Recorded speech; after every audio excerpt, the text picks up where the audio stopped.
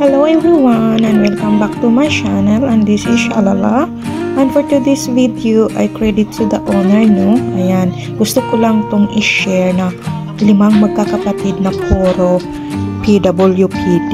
Ayan, yung 2 po ay nakakalakad pero yung 3 ay hindi po nakakalakad, lagi pong nakahiga.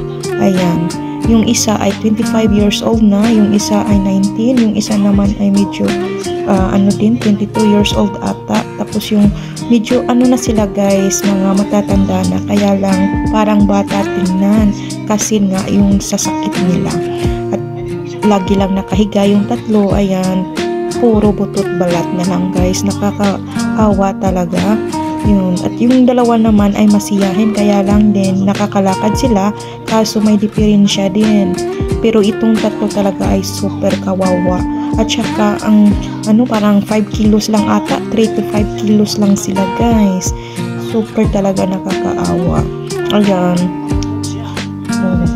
Tapos yung nanay, hirap na hirap yan mag-aalaga. Sana naman yung nanay makakawa ng tulong, no, sa mga kaanak niya, yung pag-aalaga araw-araw, kasi hindi po madali talaga ang pag-aalaga niyan. Ganyan po ang trabaho ko, yung mga may mga diferensya, yung may mga Down syndrome, may mga talaga guys, nakakahirap. God bless everyone.